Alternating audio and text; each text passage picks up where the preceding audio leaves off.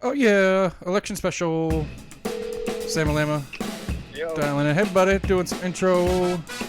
Um, so we're watching Biden getting sworn in and give his speech. We wanted to check in and share our thoughts. So you're gonna hear in the background. I got the TV still on, but J-Lo's hotter than damn it. That's all I gotta say. So anyway, what's up, Sam? What's going on? Oh, you know, I like I get my said, ears on here. watching the old Biden. I got it queued up. I backed it up to try to start the speech over, but then we decided to start this, so I'm kind of flying blind. Start the speech over. Do it?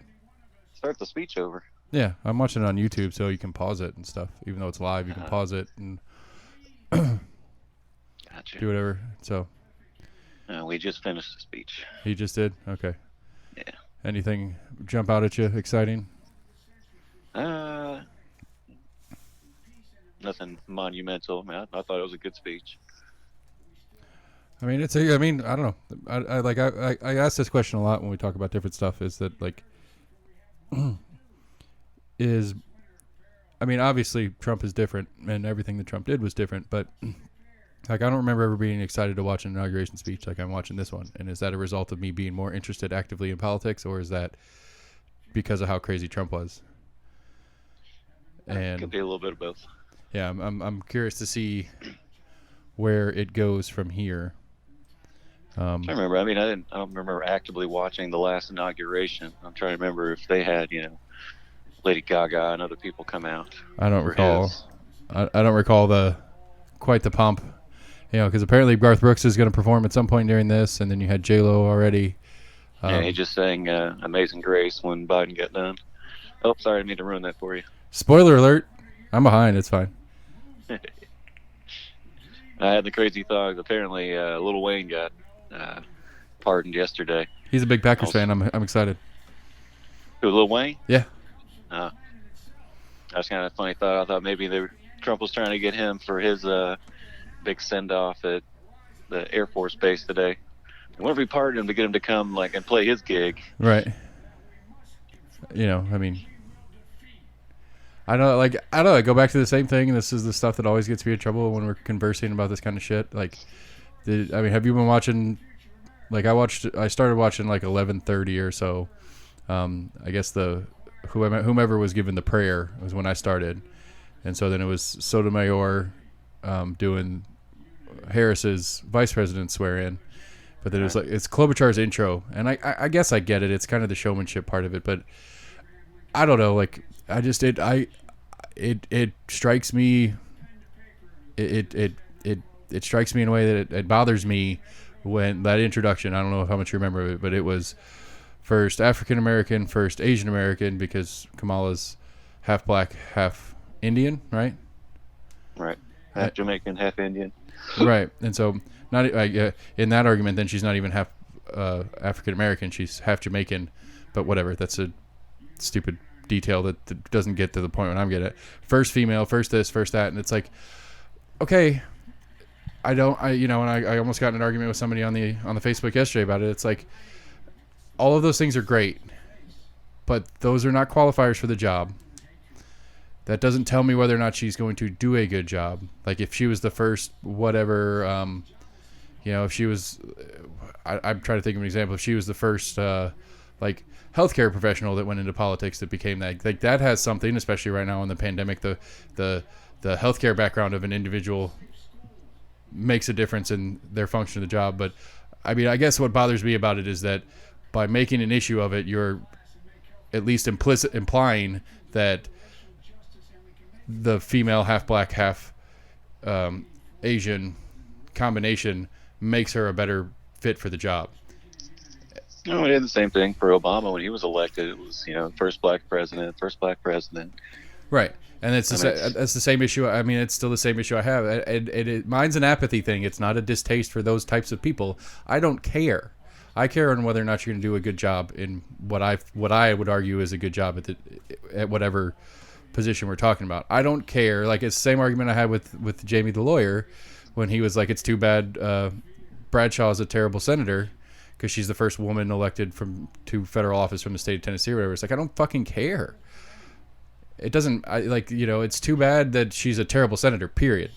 It's not that we had hopes that she would be did we hope that she was going to be better because she was a woman? No, we hoped that she was going to be better because she was the next person elected. I assume that's what we were hoping.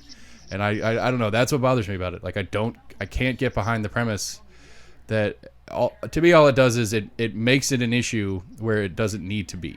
And I don't think it fixes where the actual racial and gender issues lie by overemphasizing race and gender in conversation. I guess that's what bothers me about it.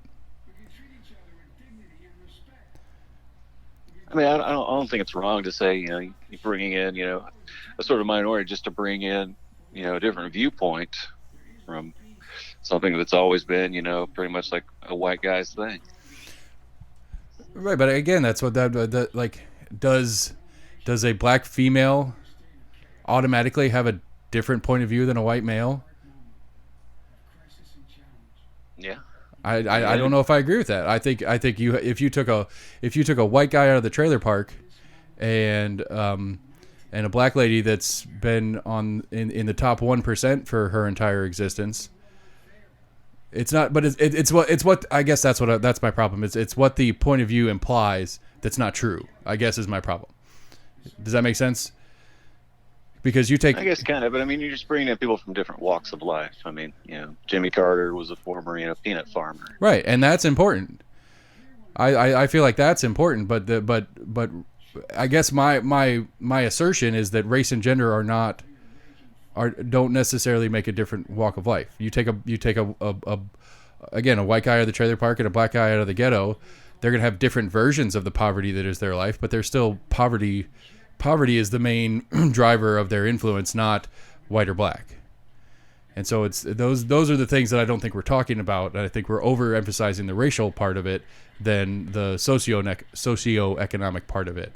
I think that's a bigger stamp than race or gender to me, and that's why I get all uppity about it. I think you're just getting hung up on it. I mean, yes, I agree, and I think part of why I get hung up on it is because it's a forefront issue where it's not necessary. And I think that since it's a forefront issue, it makes it an issue that isn't necessarily an issue. I'm sure it'll die off fast. I mean, here's hoping. I mean, that's the real question about I guess that really answers the earlier question on why this one in particular seems like an exciting inauguration. Like, are we going to snap back? Are things going to go back to some sense of normalcy now? I mean, there was what I think it's Cuomo came out yesterday. It's like, well, we need to start loosening up these lockdowns, and it's like, well, why? We're in as bad a place as we've been pandemic wise. Why now? Why now that there's a new? What about the new president changes our things?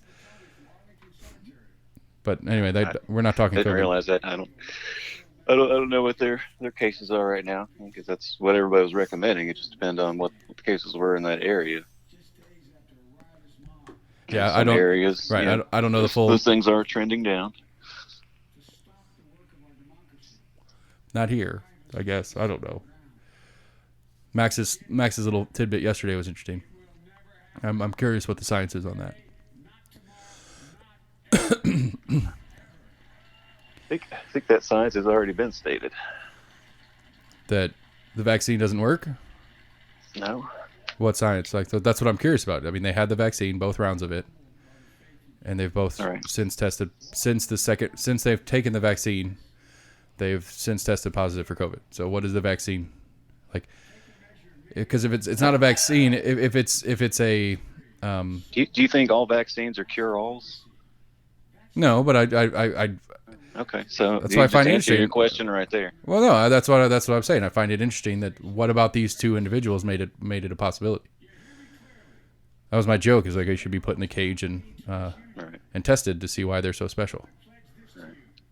I mean, year in and year out, people get the flu vaccine, but still get the flu. The whole point of it is just to lessen the severity of it. It can prevent you from getting it, but it doesn't 100% stop you from getting it. You can still get it. The whole point is to increase your immunity to it. Right, your antibodies to be able to fight it when you pick it up. Right. So if you do get it, it should be a lot less worse. Right, or you don't actually suffer from it at all because your antibodies are prepped and they do their business before it has a chance to take hold. I mean, I get that. It's just I'm curious on this case. We have one particular case that I find very interesting. That's all I was getting at. Right. So anyway, where do we go from here? What's next? I'm sure there'll be some more musical acts. But they didn't fill me in on the agenda. I mean, I heard and seen some different stuff, but there's more people getting up and talking. So that I got turned down. I'm not sure what they're talking about. Yeah, well, I'm still listening. I'm still on the speech, so I didn't hear him flub up too much. Yeah, there was part of me that was hoping that he would flub the actual swearing in, where it's literally repeat after me, because it just for the comedy sake of it. I mean, and I'll say the same thing I said about Trump, because I didn't vote for Trump last time or this time. I'll say the same thing I said about Obama. It's not who I wanted to be president, but I mean, I'm not gonna wish the worst, because that doesn't help anybody. Right. So I don't know. And again, I think the real. I think the real thing that's interesting to watch on this is it's the reintroduction of the establishment president, because Trump was not. We've had a Bush, a Clinton, Obama, and now the white Obama, with Trump's wedged in the middle, which was instantaneous chaos. So the question is whether or not the establishment is actually a good thing or not. So we get to watch that unfold now, because we have the establishment back. So the question is, Congress comes back in session, or Senate comes back in session tomorrow. Do you think they'll indict on the impeachment? They did something yesterday, because I don't know if you saw or heard about McConnell's speech. I didn't know. I didn't. They were doing something yesterday, and McConnell basically came out and concluded that there was the mob was lied to, and Trump was a part of that. Basically laid the blame on Trump for the siege last week. Right. I did hear I did hear a little bit about that, in the sense that so they were doing something in the Senate yesterday, because he was on the Senate floor when he said it. Because the party, it seems to be that the party at large is starting to, they're starting to separate, and we'll see how a Blackburn or Haggerty, who was on the Stop the Steal train, how they adjust. Right. But I'm pretty sure they both backed off of actually voting for it. Right. I think when I read a list of the people that actually did vote for it in the Senate, I don't think either one of their names are on there. Because Loeffler backed off, even though she was just in a speech like a couple nights before, on January 6th, I'm gonna vote no. And then she was one of the first ones to pop up and be like, I want to rescind my objection to this. I mean, I don't know. We'll go into the Trump, the actual impeachment clause part in a minute, but I'm curious, because what it seems to me is that if I'm, not that the state Republican Party necessarily operates under the same set of guidelines and function as the GOP nationally does, but it seems to be my prediction will be that they do indict on the impeachment, just because that keeps Trump from being part of any politics moving forward, whether he wants to start that third party that that article was talking about, that AC shared yesterday, or in 4 years he's going to come back and run again as a Republican. Because like I said in the text, I don't see Trump continuing to push if there's no option for him to be a part of the game. He's not a behind the scenes guy. He's got to be the front and center. Right. And so if he can't be the politician running under the new party, he's not going to build the new party, I don't think. Yeah. But I'd be curious. I'd love to see it. It just opens the doors. I mean, it'd be another Tea Party kind of deal. It probably never will get real legs under it, just like the Tea Party didn't ever, it had influence, but it was never quite there as a full-on third party. And I think the regular Republican Party is going to fight like hell against that. I think the Republican Party has kind of struggled with, the Trump presidency of being semi-split. Do we want to back him? Because even most people said, he wasn't a quote unquote traditional Republican. Right. And realistically, the thing that this is where the the bad word establishment comes in. It's that the most people ever in the history of elections that ever voted for a Republican candidate voted for Trump this year or last year. Right. You know, and the only other person ever to get more votes on any election in the history of time than Donald Trump in 2020 was Joe Biden by like 7 million, which is a big number. Don't get me wrong. Right. But if you're the Republican Party, I don't know that you how do you keep a base running away from the 74 million? Because, you know, plenty of those, some odd number million of those were just anybody but Biden's. You know, I mean, that's the real question, I guess, and I don't know who's doing the survey on that, but somebody needs to do that survey. It's like, of the 70-something million people that voted for Trump, how many of you didn't necessarily care about Trump? It was just a not Biden vote. All right. Yeah, it goes both ways. Right, I agree. But the point being is that if you're the party and you're looking at it, okay, so let's just for funds, let's say 30 of that 70 million were anybody that isn't a Democrat vote, essentially, or not the Democrats vote. That you know, anybody but a Democrat. That's 30 million. All right, so you still have 40-something million people that actually like Trump and actually voted for Trump. And how do you keep that 40 million people in your party moving forward as you systematically destroy Trump's chances of being any part of any future whatever moving on? And so that's what's going to be. That's what I'm interested to see as this continues, is because there is a populism to Trump, just like Bernie Sanders, just not on the same level. There's a populism to it, and how does the party stay relevant while burning that populist portion of the party? Because that's what will happen if they burn Trump. And so I think that the Democratic Party's kind of run into that as well, with, you know, more progressives, but you've still got some of the old school, you know, Democrats that are still there and still in power. Right, and the Democratic Party, to me, visually at least, is kind of trying to keep both portions in the fold under the umbrella. You know, like, whether it's truly they're the best person for the job or whether it's just for the optics of it, Biden's cabinet picks are very progressively minded. You know, lots of women, lots of people of color, all the different stuff that's very important to the progressive side of the movement. So the Biden team is at least attempting to hold on to the progressive side, even though he as a candidate is not. I did see something interesting that apparently part of his COVID thing that's supposed to go in place tomorrow as soon as he officially gets to work. It may or may not be actually part of it, but he's got apparently an executive order for that $15 minimum wage. I saw something, they had something ready to roll out for small businesses as soon as he got inaugurated, as far as the COVID relief bill, trying to get money out. Yeah, to small businesses. But if he's going to do a $15 minimum wage at the same time, those things don't go together. $15 minimum wage is terrible for small business. Yeah.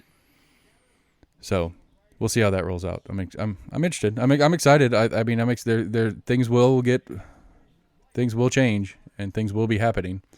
I don't know if I'm excited more because it'll be content for us to talk about, or whether it's stuff that I truly think will help us. I mean, I think anything away from Trump is going to help us move forward, but I still don't know that we're going to get. I still don't know how this divisiveness part of our reality is going to turn down. All right. I don't know what or how that could.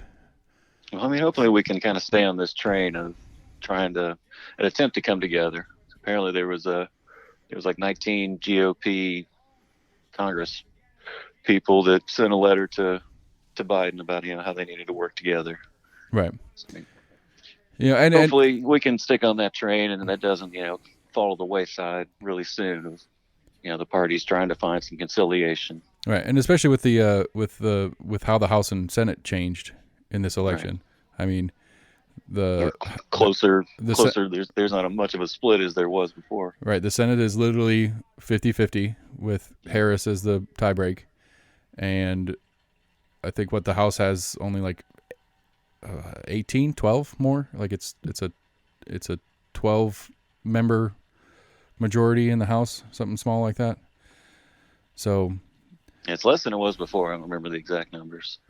Yeah, because I remember we were talking about on election night, and AC said something about like 20 or something like that. I was like, no, it's less than that, and I looked it up, but it was somewhere in the 10 to 20 range. It's significantly smaller of the 500 or 430 something members. I can't remember how many total there are. Still kind of weird to see Pence up there with nobody else. I mean, I'm curious. I don't know what Pence's long game is here, whether he wants a shot at running for president next time. Yeah, I heard something yesterday that it was like his former chief of staff or something was thinking that he was going to make a shot at the 2024 ticket. I mean, I don't know how you if again, depending on how all the Trump things break down, I don't know how you get the stink of Trump off if you're Pence.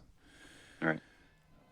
Well, I mean, to some of his base, he has, stuck with him for the most part up until kind of the very end when he wasn't going to, try to fight the Senate or overrule, the Senate states in the certification. Right. He was going to do his job because he swore in just like Kamala Harris just did. All right. Then after Trump threw him under the bus, I don't know how much of the base would still stay behind him. Sure, there's still a number of Republicans that still love him. I mean, he's a pretty bland guy. It's kind of hard to hate him. Yeah, he is as vanilla as it gets. Okay, so back to impeachment. I'm struggling with this. I don't know if I can get behind the charge of inciting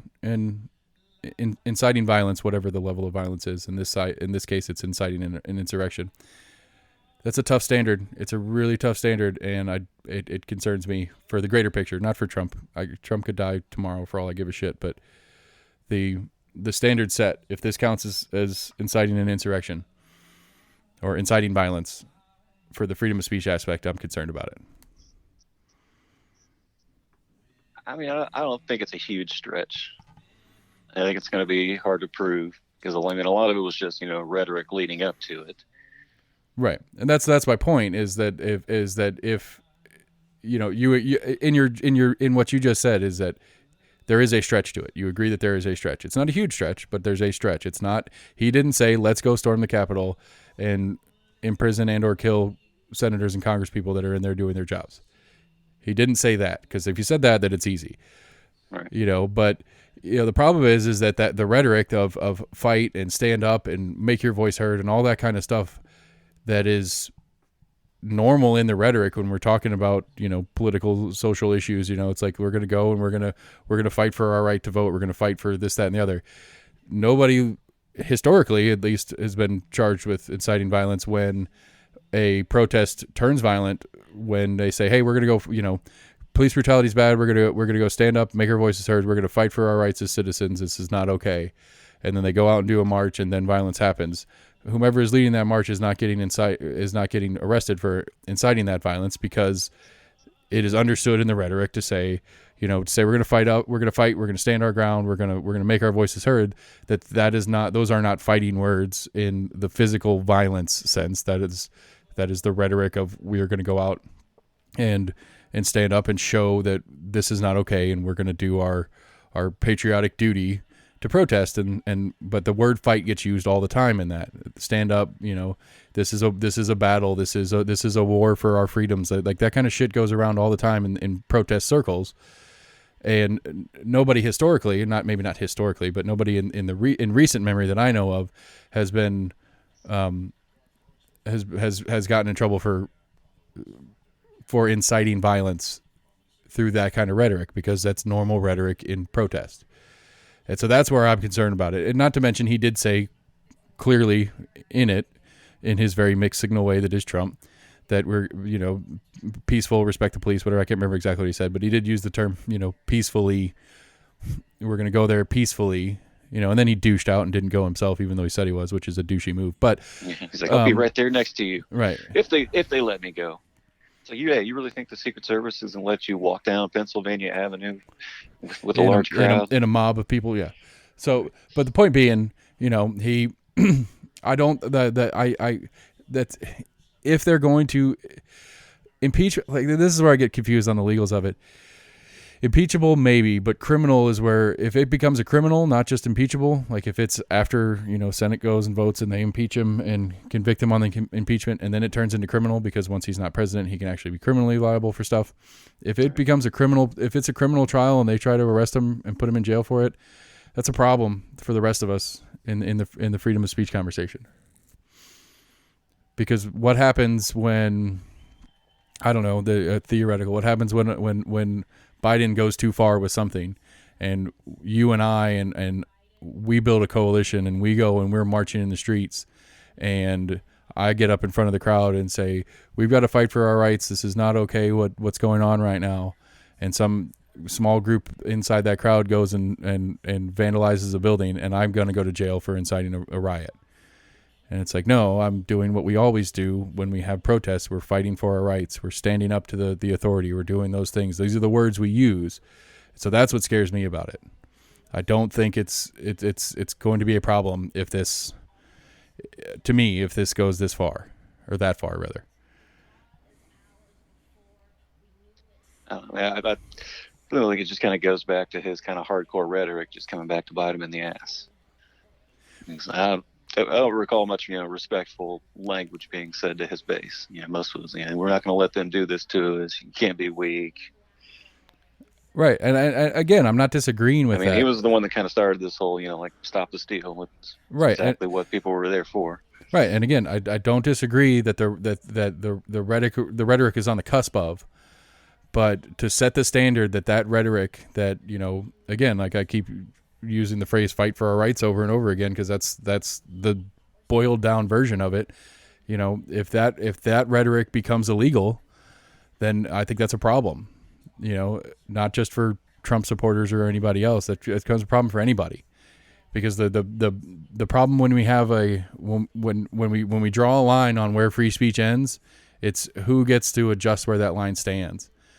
And I don't trust Trump or Biden to be the one to draw that line, or McConnell or Pelosi or any of them. I don't trust them to draw that line, because they're going to draw that line between us, the people, and them. And when whatever's going on, if whatever it is that continues, and we decide as a populace that we're not okay with this anymore, and we stand up and try to fight back in the proper legal terms, fight back in, file lawsuits and take people to court and protest and make our voices heard. When we fight back, that becomes illegal fighting back, because I use the words, we're going to fight back against what's going on. That's what scares me. Is that I can't say we're going to fight this, like here's maybe a better local example, like the Nats guys that I had on last week. They're out there, they're doing a rally or something. They get a group together to go march downtown and go to the lawn out there in front of the city county building and make their voice heard. And Eric from Nats is up there on the podium giving a speech, and he's like, we're gonna fight this. We're not gonna let them take our tax money to build a baseball stadium. That's not what our tax money's for. We're going to make our voices heard. We're going to stand up. We're not going to let them do this. We're going to stop the steal of our tax dollars for a private enterprise, blah, blah, blah, blah, blah, blah, using all the same kind of words and rhetoric. And then, again, like I said, some stupid group in there goes, and some subset in there, even if it's not part of it, just some guy that wants to be in there just because he likes starting shit, goes and gets in a physical altercation with the police or security at the city county building, and now all of a sudden Eric's going to jail for inciting a riot. It's just it's a very fine line that I don't know when we can. I don't know how we can take it back once it's crossed.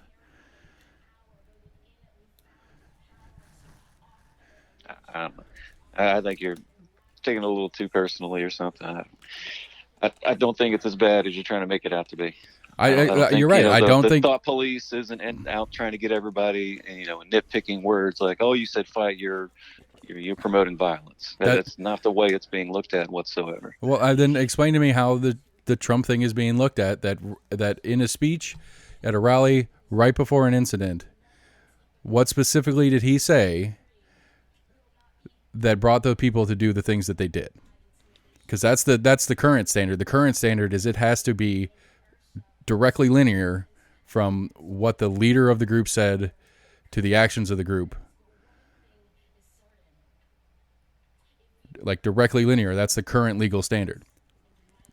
And I don't think they're looking at explicitly just his statements that day. So a lot of it was, his tone and what he was saying leading up to it. Again, then fine, if we're going to include everything he ever said, can we find an instance where Trump said we're going to storm the Capitol? Where he specifically encouraged an illegal action other than the voting thing? I don't think you'll find those explicit words now. And again, that's my problem, is that there's not an explicit line from the action that was illegal to the person who is leading the thing, it's a very slippery slope once you start moving that line back. That's my concern. I don't know if it'll happen. I could be overthinking this thing, but these are, with all the other censorship things floating around in the air, it doesn't seem that far-fetched to me that once that line gets moved, it's easier to move around the next time.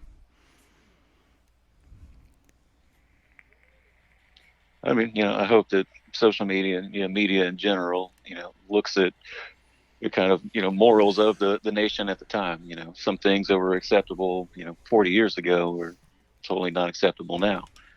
So we finally said, hey, it's not cool to talk like that anymore. That's not America. But again, okay, so cool to talk like that and illegal to talk like that are not the same thing.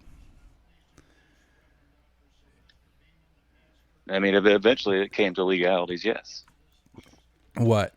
What legal? What used to be common lexicon, things that people used to say that are now illegal to say? I can't think of any specific examples off the top of my head. Maybe not necessarily illegal, but because I mean, if anything, it's gone the other way. I mean, like in our lifetime, freedom of speech has changed significantly in the positive. Right. For at least until recently, in both socially and legally. I mean, you used to have where like you couldn't say "but" on TV unless it was an interjection, not as a description of the body. Like the list of words that you are and aren't allowed to say on broadcast television that you are now, like opened up the freedom of speech thing. The amount of nudity that I remember when it was a huge deal when what's his name. It was NYPD Blue, and it was the dude that plays. Was it Jimmy Smits? Yeah, Jimmy Smits showed his butt on Monday night or Tuesday night television, and it was a huge deal. Like I remember my mom freaking out about it, both in the positive and negative way. Yeah. Because he's a handsome fella and he has a nice butt. I don't know currently. I haven't seen his butt recently, but back then he had a nice ass. Point being, some of that stuff has opened up significantly. That diet, like that kind of stuff has opened up significantly in the last period of time. Again, I might be overanalyzing it, but I don't think so. I think it's a real concern if Trump goes to jail for inciting an insurrection. I don't think it's as big a deal if he just gets impeached, but if it goes to further criminal matters, I think it's a problem. I don't think he would ever get sentenced to jail for it. I mean, I would hope not. I hope Biden takes the whoever replaced Nixon approach. Johnson? Yeah, I was reading about that he pardoned his predecessor. Right. But I don't know. I don't know that Trump will, like Nixon went quietly into the night where I don't know if Trump will shut up and go away. So sure, it's something interesting when they were, there was talk of Trump trying to pardon his kids or other people, close to him, that if they were ever, requested for trial, can't think of like the right word for it, requested to appear as a summoned. Yeah, if they were ever summoned, that they can't then plead the fifth. They're like, you already have a pardon, like you cannot plead the fifth. There's nothing you can say that's going to be held against you in a court of law. Like you now have to be honest and tell exactly what happened, which I kind of thought that was interesting. Yeah, I heard some about like, somebody in the Trump camp was like, if you do pardon yourself preemptively, you're basically admitting guilt to something. Right. And so I don't know. It'll be. I'm very excited how this next couple months go. Like I hope Trump goes back into. I just hope he just takes the politics out of his life and just continues on being the crazy celebrity that he is and just doesn't deal in politics anymore. That's my hope. But he just quietly goes away. He'll do neither. I agree. I mean, I'm not saying that I think that's not my prediction. That's my hope. Yeah. But I don't know. I mean, it's just I think there is something uniquely important about the Trump presidency. I can't quite nail it down yet, but there is something uniquely important about who he is, what he did, both good and bad, that I think it was unprecedentedly unpresidential. That among other things, but that's what I'm saying. It's not just that. Like some of the norms breaking and stuff like that, I agree that there's some stuff that he did that and broke norms that weren't necessarily legal things, but broke norms. Didn't divest his business interests like he was supposed to, and so like just some of the different stuff he did. Again, both good and bad, that I think is going to be a uniquely important part of United States history as things move on. I think there'll be some stuff that we look back on and go, he was right on that one. That was something that we could have done better at the time, and there was too much of the other stuff going on that we couldn't focus on fixing that thing that he was trying to push or something like that. I don't know what it is yet. It's going to be looking. He's definitely made a lot of people rethink, their thoughts on different things. I mean, I think I think one of my hopes in it is I think he has shown the two-party system for its divisive bias that it is on both sides. I think he has irreparably damaged the GOP. And it's going to take a long time for the Republican Party to get out from underneath what Trump has done to them. But I think he's also shown some of the cracks and the ridiculousness that the Democratic Party's pushes and their kind of stuff. I think he's shown that the two-party system is as much as they're two opponents, they're also two lockstep in with each other about the agendas that are not necessarily for the people. I think he has shown that, and I think it'll be interesting how we react to that as a nation. Because I think business as usual outside of the pandemic, once things go back to business as usual, I don't think it's going to be the same. I don't think the scrutiny is going to be as lax. I think we are paying more attention as a people now than we used to. I will say this, though, and this is my one, and I don't know if this is fair. It's probably fair. I'll lay this at Trump's feet. I think some of the shit going on right now locally in politics as a result of some of the shit going on nationally in politics. This whole death threat thing going around and vandalizing the mayor's home and some of this other stuff that's been happening is pretty disgusting. And I don't know if it's fair to lay it at Trump's feet fully. Oh, hey, I just saw the Space Force flag. Nice. Anyway, sorry. Star Trek flag? Yeah. But I can't like it the breaking of the norm of how we interact with our politicians. I don't think we need to be nice. I don't think we need to be polite. But I think that this more direct personal threatening and physicality involved in the way we're interacting with our elected officials, that I think does come down somewhat from Trump's presidency. I hope we can revert out of that quickly.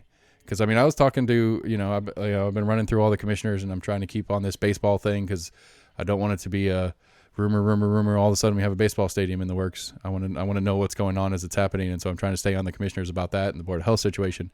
And this Board of Health situation, I mean, both sides, as far as I understand, are getting death threats from the other side's proponents. Yeah. Like Biggs talked about it on the show that he's gotten death threats, and he's like, I'm a Second Amendment guy. I carry all the time. So if somebody wants to actually threaten me, then they will be dealt with by me. And Kyle's has been having issues with it, but then, Kincannon had one at her house apparently. Kincannon? Yeah. I always say Kincannon. Is it Kincannon or Kincaid? I say Kincannon. I think it's Kincannon.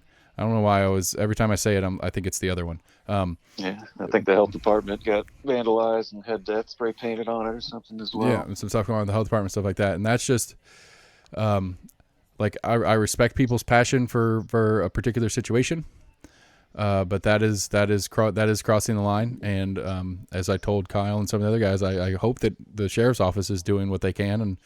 And it's a weird spot though. Like it's one of those like mass shooter kind of things. Like I want the people that are doing this need to be made an example of, but I also don't want to know their name. I don't want them to get any level of fame out of this situation, but I do want, I think, it is important that it is clearly shown that this is not acceptable and that you will spend time in jail for this, and it will be public, that, your overzealousness. And apparently the guy that did Kincannon's house was from Sevier County. Oh, they already find the guy? Yeah, he's been arrested. Wow. It's like 41 Sevier County. He's been apparently very actively agitating. Why does he come down Knoxville trying to start shit? That's what I'm saying. That's what because that's one of the things that I've been trying to figure out too, is apparently the Board of Health, and this might be specifically why this guy came to Cannon's house, which doesn't really make sense, or maybe because the article I read said that they think it might have been him that did the health department as well, because the penmanship with spray paint is similar. But they don't know that yet. They're still investigating. But apparently the Board of Health has requested authority over surrounding counties, so that the Knox County Board of Health can institute stuff for the surrounding counties instead of it being from the state health department. I haven't heard anything about that. That sounds kind of weird, unless you could then try to prove that, only adjacent counties or something like that. But even then, I don't think they would allow one county to have rule over an adjoining county. Well, the idea, they do, because the Board of Health is an entity of the state. It's not an entity of the county. Like, it's weird. Like, this is part of the craziness that's trying to figure this whole thing out. Is the Board of Health gets their authority from the state, not from the county. That's why this dissolution of the Board of Health thing that the commission is doing is weird.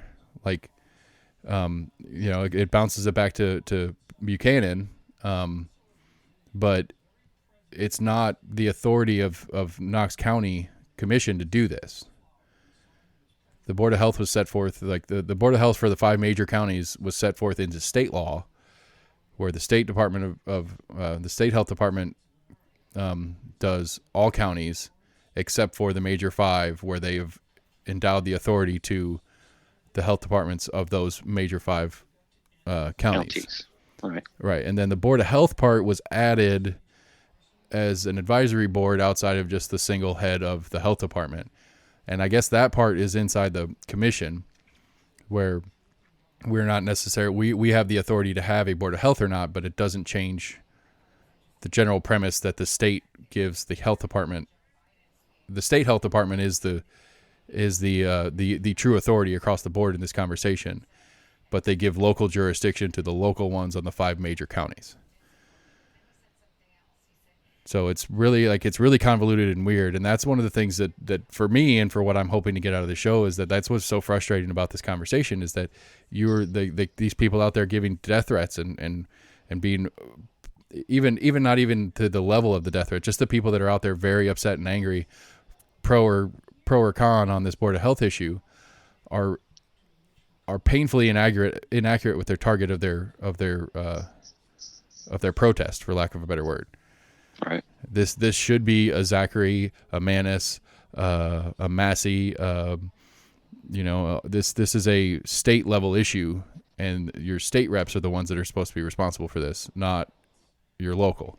Which I have. Right. I don't like that. I don't like that that's the format, but that's the format. So if you're going to fight it correctly. I can definitely agree with that. Just people being misinformed. Right. Well, I mean, I don't even know if it's misinformed, just lack of information. And like when Larson J was on here, he's like, yeah, I tried to start the meeting out with that. Like, this is literally a gesture conversation. This is us requesting, like, basically officially requesting that the state does this for us, but we don't have the authority to really do anything here. So what are we voting on? Which is also weird, because I don't know. And so, like, they had their work session last night, because they usually do it on Mondays, but for Martin Luther King Day they put it off till last night. And the actual second vote on it will be this coming Monday, on whether or not it's going to pass on its second reading. Which the rumor right now is it's going to get postponed, but it's rumor at best. But it's only postponed if they vote on it postponed. It's so weird. Like, I like it. I kind of like the vote twice rule. I think it's kind of neat, the way our commission's set up. So, vote on it once, and then they have time to kind of talk to each other before they finalize the vote. Right. They vote on it once, because they only officially meet once a month. And so they vote on it once, and then 30 days later will be the second reading to vote on it again. And so it becomes a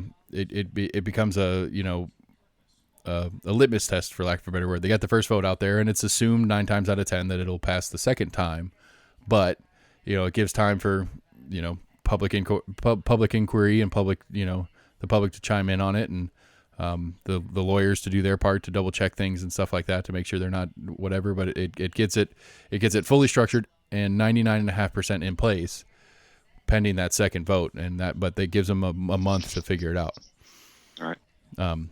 So and again, I'm still fully on board, and I encourage Biggs and Kyle Ward privately to press forward. I understand the postponement out of fear, for lack of a better word, because apparently some of these death threats are viable, at least enough that they're scary. I mean, they're scary either way, I guess. I don't know, but I agree with the premise of it. I think the timing's poor, but I think the only reason the timing's poor is because we didn't realize the authority until we saw what was happening with this situation. So that's that. That is that. What else you got? What's new? What's new in the world? We haven't gotten everybody together. We haven't gotten anybody together in like 2 or 3 weeks. It's been all me and strangers. It's been stuff going down. I know, it's busy. It's a busy road out there. I'm the only one with 2 jobs and enough time, apparently. I want to do it no matter what. I've got Friday. Shit. Oh, I screwed up. So Friday, I'm trying to get my boss to ride with me because I've got a proposal for him and my future with this company. But then I also have a interview scheduled on Friday afternoon that's way before I should be done with work. Uh-oh. Probably shouldn't have said that on air anyway. I don't think any of my coworkers listen, but I'll have to make some adjustments on that. I don't know what to do. Shit. I'll just have to reschedule that interview. Better do it now. Yeah, I'll have to remember to do that. I guess it's good to see there weren't a bunch of protests at state capitals like they thought may have happened. I mean, they got more troops there than Afghanistan, so I wouldn't think anybody's dumb enough to do anything. I meant in the other 50 state capitals. Oh, I hadn't heard any. I mean, I'd heard that was the past on the couple agenda. days. There were a handful of people. Like a couple, can't remember what cities it was. There were a couple that got pointed out and basically said the protesters were outnumbered by the reporters. Like in Michigan, they had some Boogaloo Boys and some of those guys show up. I mean, said it was all peaceful. Michigan particularly has been a very crazy one in this whole set. I don't know. I guess, and again, on my personal political lens, my hope comes out of all this is that we, the citizenry, realize the dysfunction of the federal government and demand they minimize, demand that they take their full influence out of the conversation and they back down and we go to a smaller federal government like we should be. That's my personal. I think like that's been one of my running. As far as giving more rights back to the states. Yeah, that's been my running versus federal. That's my new standard. I'm going to ask it in every interview and elected official I get from now on. It's like, so what do we do to get the federal and state government out of our lives? And it's federal and state. You want to take more authority down to localized level, right? Because again, I've done this, and I need to officially do the math on it, but I've done this theoretically 1,000 times. Is that in one, I think I think the simplification of politics on the national stage pushes this dichotomy of or the duopoly as it stands or whatever that we have these big giant camps that realistically have very little in common except for our desire to beat the other giant camp that realistically doesn't have a lot in common with itself. I think the federal government as a whole like overemphasizes the two-party system as it stands, but I think the importance and influence of this inauguration among the last dozen is over. It's too much. It's more than it should be. The office of the presidency particularly is more powerful than it should be, and it shouldn't be as big a deal. Like it shouldn't have been a big a deal as we had it since we had a Trump. It should have been like, okay. But the way the office is adjusted and gotten more and more powerful through prior presidencies has built in the system to let Trump do some of the stupid shit that he did that we as a populace weren't okay with. And so I would like to see that start backing down, like actively backing down, that Congress and the Senate take their authority back and level the playing field so the three branches are more level than they used to be, but then also minimize their general influence and let the states do most of the legwork and also collect most of the money. That's the issue to me. That's still the issue to me, is that the federal government does the least for me but takes the most of my money. I think that's the real story that needs to be looked at. I think you looked at the federal budget once. It's too massive. I mean, hell, right. I can't figure out the school board budget here. I think I've said it before. The government does a lot more than we realize. We take a lot of that stuff for granted. We remember all the bad stuff, but forget all the good things that they actually do. I agree with you, but but we can't even put it into a real audit and look at it and see it and go, oh yeah, I forgot about that thing. That's important. I mean, you can for the most part, but there's still parts of the budget that no one sees other than the intelligence community. I don't know. I just as one of my standard rules has become is I don't mind paying taxes as long as I'm getting my money's worth. Right. As long as I can see my money being spent wisely. Because again, I think Larson had the best take on it. He's like, a fiscal conservative is not somebody that doesn't spend money. It's somebody that's very careful when they spend money and they get the bang for their buck out of it. That's what a fiscal conservative is. It's not less taxes, less spending. It's accurate taxes, accurate spending. Right. And like you said, wisely. I mean, wisely is a contextual term. Right. It's relative, for sure.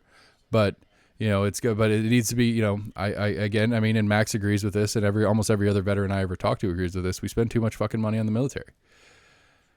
And realistically, and this is one of those that I don't know shit about, but realistically, I don't think we will ever have a real hot war again.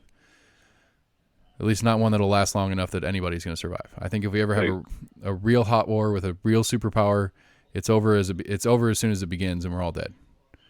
Yeah, it's definitely going to be less of wars as we know. There's a lot more cyber warfare and just kind of small drone strikes type things versus sending in large amounts of numbers of troops. And yet we continue to spend trillions and trillions on hardware. Right. And that's the thing. It's like, okay, I get it. Okay, all right, defense budget. All right, but is it being spent on what the future of war is, or is it being spent on what war is as we know it?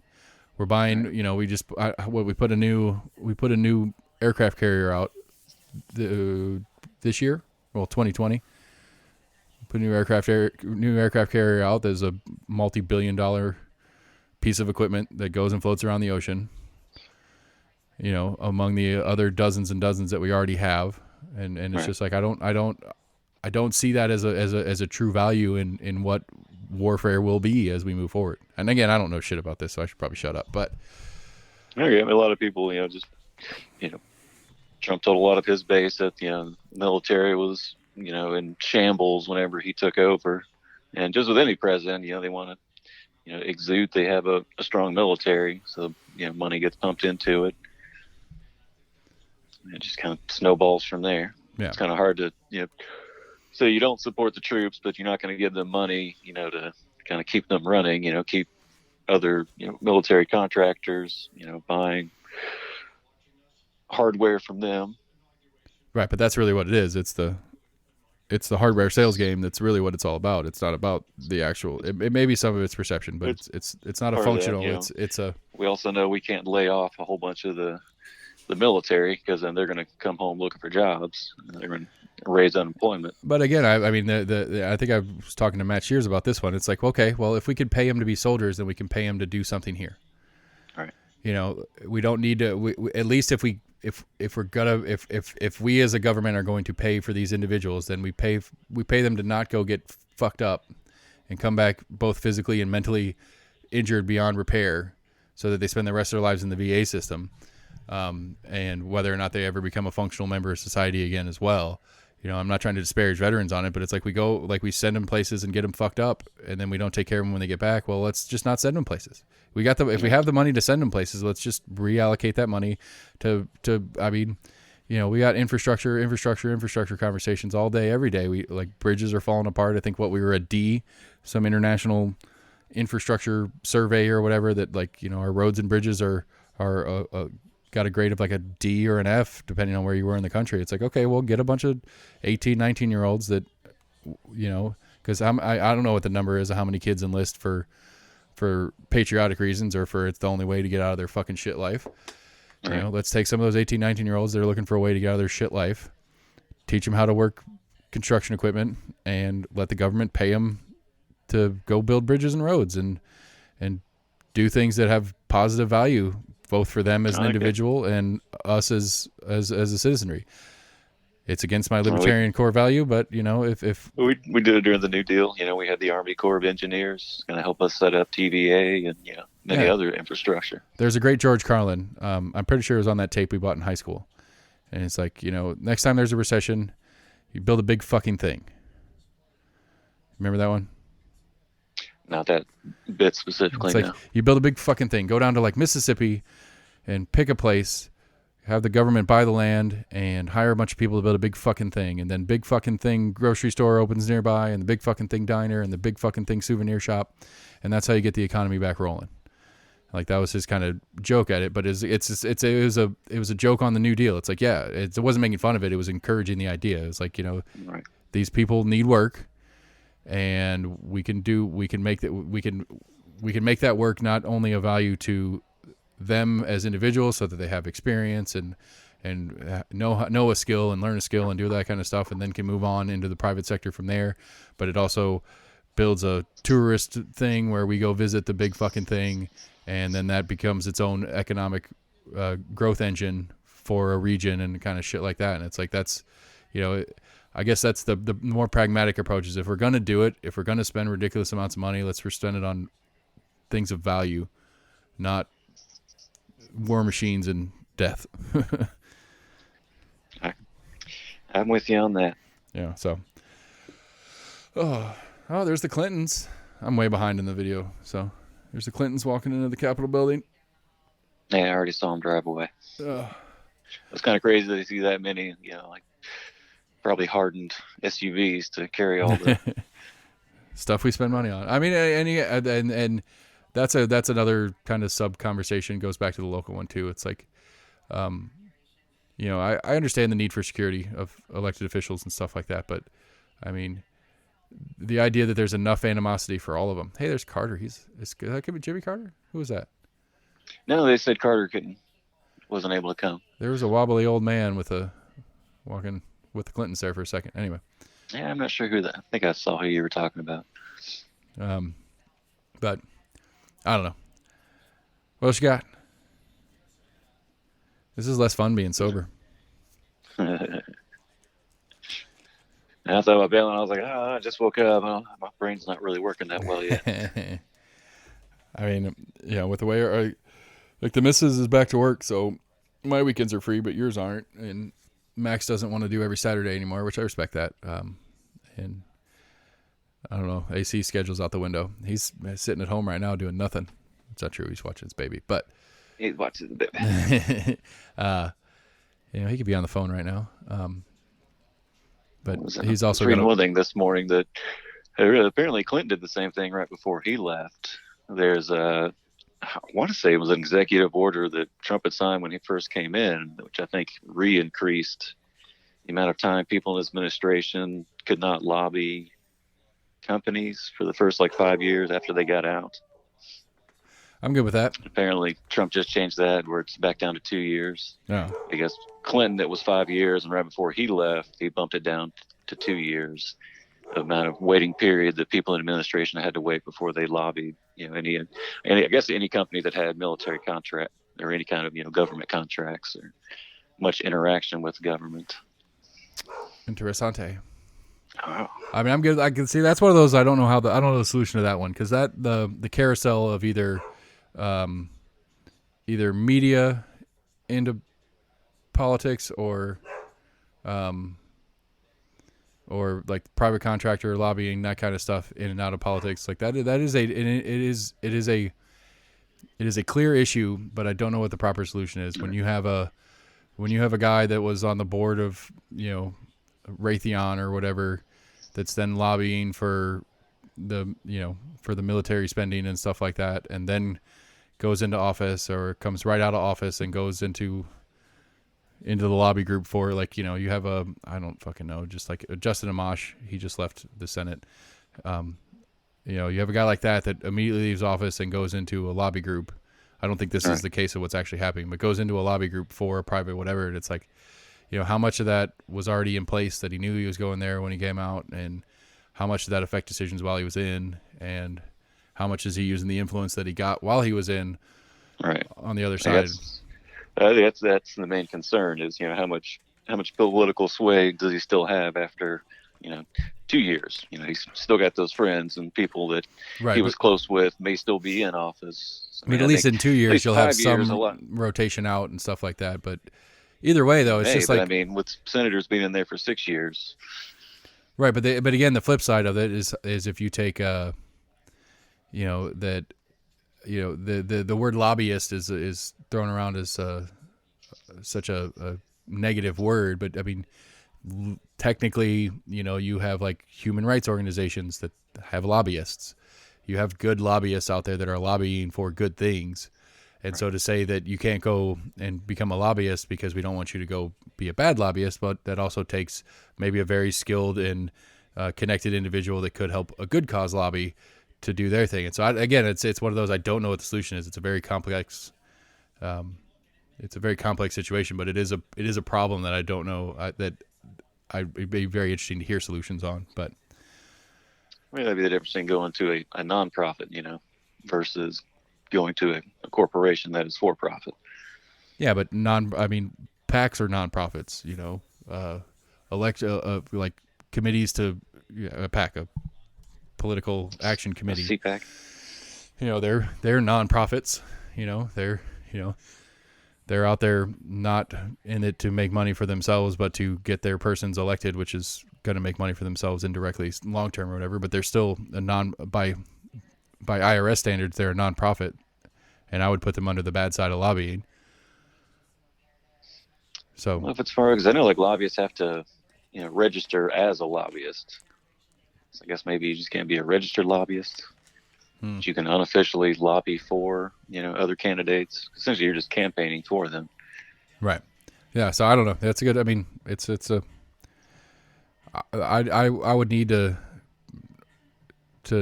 do a lot more research and understanding on what is and what isn't, like how that actually really truly works, before trying to figure out what a solution. Still can't figure out what the blob is in the mall. What the what? It's like 3 fields back. It's just kind of like this weird, like amoeba shaped thing. The blob. At first, I was like, maybe it's, you know, I was just calling it a blob. First, I thought, you know, maybe it was like a group of balloons they were going to let off, but they're still on the ground.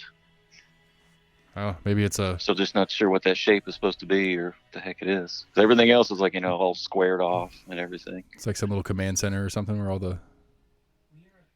No, I don't know what the fuck it is. I never got a chance to see it. I mean, maybe I'm out of the loop. I don't know what Lil Wayne needs a pardon for. Was he in legal trouble? I didn't know. I guess he was in jail. I don't know. Oh, was he? I guess. I mean, you don't get pardon. I mean, or he was on trial. He was at the White House like a month or two ago. I don't know. So I want to say Trump gave him some kind of medal or something. Like I said, I'm a Lil Wayne fan. Let me see if I can find it. Here's an article of the list of pardons. Lil Wayne. I want to say he was in the White House like a month or two ago. So we were like, who the hell? I was like, oh, is that Lil Wayne? Like, what's he doing with Trump? The rapper Lil Wayne received a pardon after pleading guilty to gun possession charge in Miami. Another rapper, Kodak Black, received a commutation after he pled guilty of a weapons charge as well. It was a local guy that got a pardon. Who was the local guy? I don't remember his name. Apparently he was formerly imprisoned for, I think, some kind of like drug charges. He got out like 15, 20 years ago, and ever since, I think he started some kind of nonprofit that's helping, I think, like inmates find jobs when they get out, or kind of help inmates, while they're in prison, get education and whatnot. That's cool. I mean, Trump did do some good on some of his work with Kim Kardashian or whatever. What'd he do with Kim? There were some pardons that he did on her behalf or on her request or whatever, and some other there was a Tennessee woman, I think, criminal justice situations, stuff like that. Yeah. So you think Biden's going to legalize pot? No. I don't think so either. Again, that's where it's 4 fields back from the front.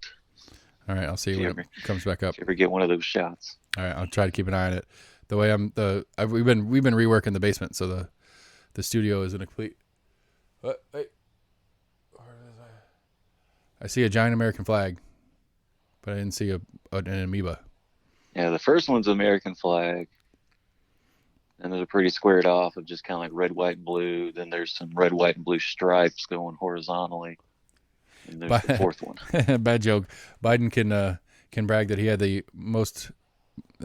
highest military attendance at his inauguration. Yeah. I don't know. Like I said, I don't know. I guess to wrap it up, I mean, I'm hopeful. I'm hopeful that we'll get some positive. I'm hopeful that we'll get some. I'm not hopeful for normalcy, but I'm hopeful that we'll get back to a more proper. I think there's a lot of people that are, realizing on both sides that, this whole kind of us versus them isn't helping them, any of them. I mean, maybe they're just, talking out their ass, and maybe they actually believe it. We need to find some way to. Right. It's the rhetoric move come right together now to get things done. Right. It's the rhetoric move right now. Doesn't help the American people. Right. I'm hopeful that the Trump presidency started the public scrutiny, the continued and regular public scrutiny of what's happening in D.C. That it's no longer just it's over there and they do what they do thing. It's that we as a populace are paying more attention and are being more vigilant about what's happening in D.C. and what they're doing. And I hope we go back to a more normal interaction with our public officials, that we as citizenry aren't overly zealous with our passions on issues, that this death threats and actual violence and intimidation stops, but that but again, I hope that this dark spot opens up the idea of we need to that our politicians realize they need to listen better. They need to be more proactive about what they're hearing from their constituency instead of running their course on their agenda or their party's agenda or the combination of the two. That we didn't, that I hope that Biden understands that 70-something million Americans voted for the other guy, and then a handful of million more voted for the other guy or girl or whatever, the third party stuff. That he is the president of all the people, and just because he was voted in doesn't mean that every single agenda item that he ran on is what we all want, and that there's adjustments and concessions, and that we work together as a community again. That's the hope. It's probably a little bit far-fetched, but if we can start pushing back that way, I think it's a positive thing. I mean, Biden has at least said as much, when he was first got elected. Right, and as my dad's favorite old joke is, how do you know when a politician's lying? Yeah. Their mouth is open. So, I still say we have at least one new war in this Biden presidency. I'm going to back up a little bit. I think he'll survive physically. I don't think he'll run again, though. No. I don't think he will have it. Unless Trump makes a comeback. I think he would run again. If things are decent, in the standard, we are other than what Biden and Bush Sr., we've been a 2-term presidency country for the last however many presidents. Not Biden, Trump now. We're always 2-term. And Bush Sr. Yeah, Bush Sr. was 1 term. Right, but so prior to Trump, the last however many presidents, excluding one, have been 2-term presidents. And I think if Carter only did 1. If Trump makes a run in 2024 and things are decent, I think Biden will be forced to run again, just to make sure, unless there's some specific thing, whether it's Kamala Harris or somebody else that comes on the scene as the next Democrat president. I think you'll see. I think that's the only way I think he runs again. I don't think he will. He I, was I don't already think Trump was the oldest until today. I think Biden right. does go down as the oldest president elected. I agree with you. I'm just saying that I'm just saying I think if there's a rebirth of a Trump, either a new Trump that is very clearly a new Trump, or Trump tries to come back, I think Biden will feel like he's forced to try to run again, just because we can't let it go back that way. Yeah. But so I mean, I'm hopeful. I'm hopeful the GOP kind of recollects themselves and comes back to some of their actual core principles and acts like the Republican Party again instead of this new version that Trump created. I want to see that fiscal conservative come back, which we will, because there's a Democratic president. We will see all of a sudden the Republicans care about spending money again, which they didn't at all when Trump was in. But we'll see that come back, but hopefully we'll see that continue as the next Republican president gets elected, that fiscal conservatism returns. Have you looked into what is the word? I just thought the new theory of new monetary policy. Nope. It's pretty Something crazy. Janet Yellen was talking about. Maybe, I don't remember. I mean, it's been around for a little while. Essentially, my understanding of it, and it's pretty complex, but essentially, so it basically says the federal government doesn't need, since the federal government can create money, they don't need to think about a budget like you and I do as our household budget. It's not, I make $100, I can't spend more than $100, I only have $100. It's basically deficit spending's okay. And I've been doing a little reading on it. I need to do some more because I'm trying to understand it, because like my initial reading on it's like, okay, I kind of get it, because the concern is the fiscal concern is that if we're just creating money, that inflation goes through the roof, that the $5 gallon of milk becomes a $15 gallon of milk because there's so much more money out in the market. But this new monetary policy basically says you spend the money and tax it back instead of tax it first and spend it later. It's kind of my understanding of it. It's basically so you combat inflation with taxes. So you're not just flat creating money, but you create the money to get the ball rolling, and then you take the money back off the top. It's interesting because it's working class and down focused on modern monetary policy. I'm sorry, I'm still trying to think of the actual term for it. But it's interesting that it's focused on lower income stimulus and programs that all start at the bottom. So the idea is that it combats some of the corporatist, crony capitalism shit that's going on, and then it puts money in the people's hands. And since the people have need to have the money and spend it, they're more likely to put it back into the economy, and it's going to spend more, and it's going to collect. It's going to start the cycle of multiple tax rotations on that money. So you put $100 into my hands, I spend that $100, taxes collected. Whoever I spend that $100 with pays their employee with that $100. They spend it, it's taxed, and it keeps moving around because it starts at the bottom and it slowly works its way back up to the top tax bracket, and then that's where you take the taxes out to bring that money back into the game. Yeah. And so it's interesting. I'm curious about it. It doesn't, like, it sounds logical, but it's, there's like a core, like, this is not how money works to me. So it doesn't make sense, because you and we make money and spend money. We don't spend money and then make it. Right. And that's not how budgets work. And so again, the point is that deficit spending is not necessarily a bad thing. But again, I don't know how you do a deficit budget without, because it just, I don't know, it just assumes that you're going to make the money on the other side, and that's what's the concern. It's like, what happens if something weird pops up, and then all of a sudden the ability to collect that money back doesn't go? Can you re-inject another $1 trillion, $2 trillion, $3 trillion into the system without overinflating? I don't know.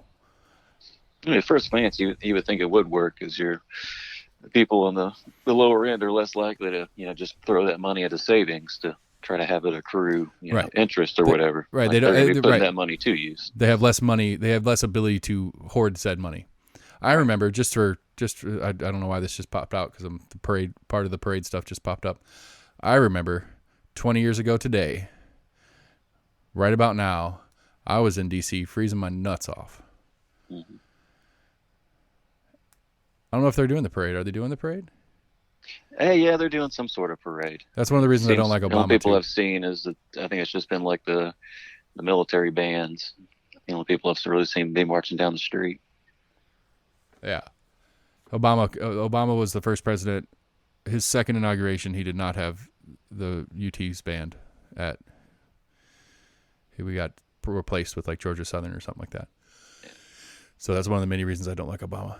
Even though I wouldn't have gone, I wasn't in the band anymore anyway. But apparently from like the 30s until 2012, I think 2012 was the last time they marched. No, 2008 was the last time they marched in the parade. Mm-hmm. The UT band's always done it, which I always thought was kind of cool. But Gotta give other people a turn too. That's fair. I mean, I don't know. I don't know if it started as like each state sent a band and that was the band selected from the state of Tennessee, and it just stayed that way. And then over time, different states plopped out and whatever. I don't know. I don't know what the history of it is. I just thought it was a cool thing to be a part of when I got to do it for Bush Jr.'s first one.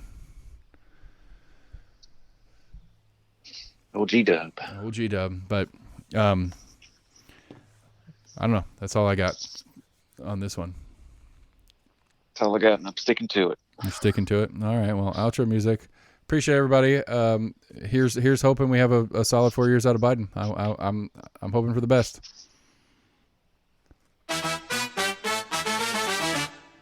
New president, everybody. It's official. Trump is no longer the president of the United States. The question in the air is whether he will have the opportunity to try it again. We'll have to wait and see if the impeachment finishes. We're almost in agreement. almostagreement@gmail.com. Facebook, Twitter, YouTube. We'll be working on some more commissioners, and then I'm going to start working on the city council. I'm eventually going to get one or both mayors in here, maybe together. That'd be fun. But we're going to keep going through, try to keep tabs on the Board of Health and the baseball stadium conversation. But as you guys have noticed, I've made it a particular point to try to find out what the commissioners are doing other than those two giant things that take all the conversation away.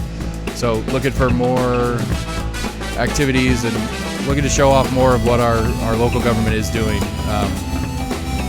in case you're missing it through all the big stories. So we're almost in agreement. Thanks all for listening. We'll be back.